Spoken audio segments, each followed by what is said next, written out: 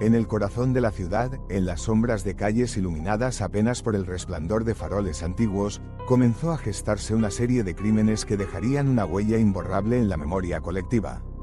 Todo inició una noche de otoño, cuando la policía encontró a la primera víctima en un callejón del centro, hombre de unos 30 años, sin pertenencias, sin rastros de violencia aparente, aunque con una peculiaridad que los forenses tardarían horas en descubrir. Cuando el doctor Ramírez recibió los resultados de laboratorio, supo que no se trataba de un caso común. La víctima tenía el tipo de sangre AB negativo, uno de los más raros del mundo.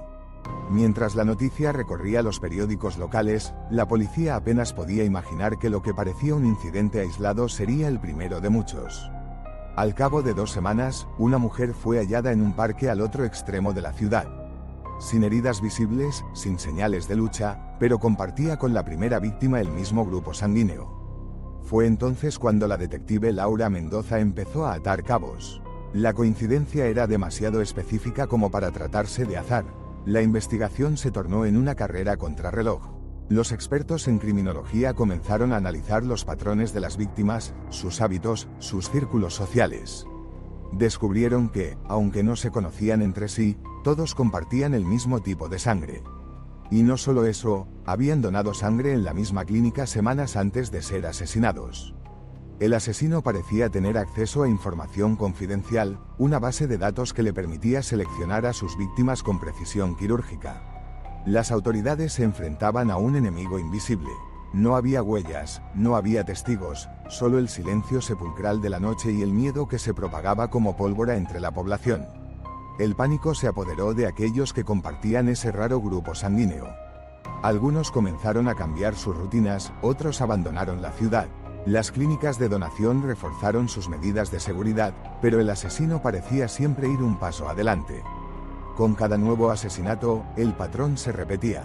El asesino no discriminaba por edad, género, ni condición social. Su único criterio era el tipo de sangre. Los medios bautizaron al criminal como el cazador de sangre. Teorías comenzaron a circular por internet. Buscaba venganza, realizaba algún rito, o simplemente sentía una obsesión patológica por ese tipo de sangre. La detective Mendoza, incansable en su labor, decidió infiltrarse en el mundo subterráneo de la ciudad. Se entrevistó con informantes, visitó foros clandestinos y siguió cualquier pista, por más descabellada que pareciera. Descubrió entonces algo inquietante. En la Deep Web, circulaban rumores sobre un grupo que creía que la sangre AB negativa tenía poderes especiales, que podía curar enfermedades, otorgar longevidad o incluso inmortalidad.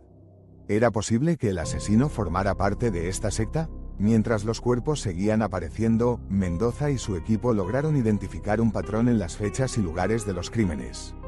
Todos los asesinatos coincidían con fases lunares específicas.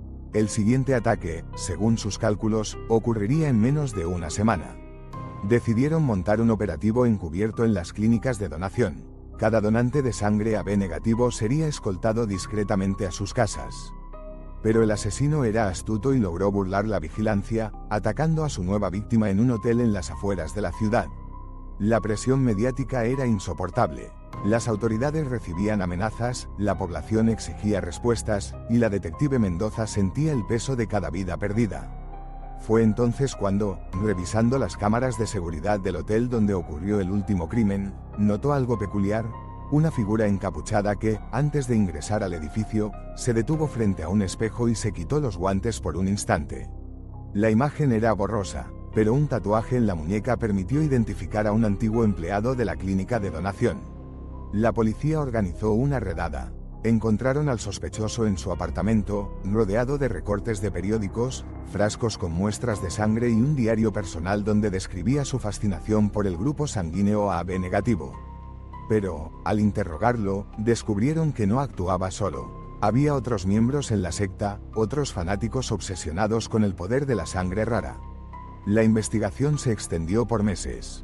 Se desmanteló una red que operaba en varias ciudades, traficando datos médicos y seleccionando víctimas según su tipo de sangre.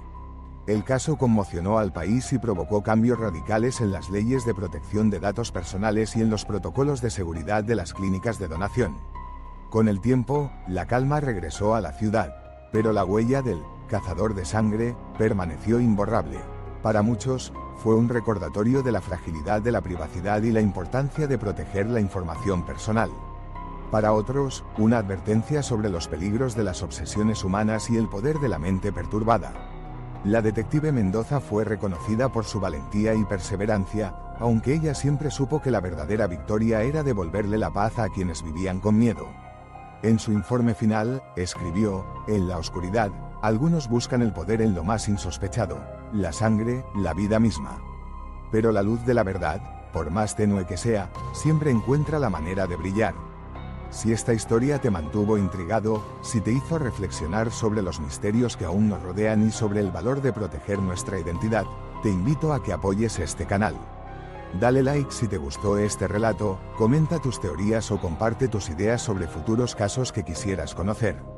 Y, por supuesto, no olvides suscribirte a Archivos 404 para seguir descubriendo los enigmas y crímenes más sorprendentes y oscuros de la historia. Tu apoyo es fundamental para que sigamos investigando y trayendo estos archivos a la luz. Gracias por acompañarnos.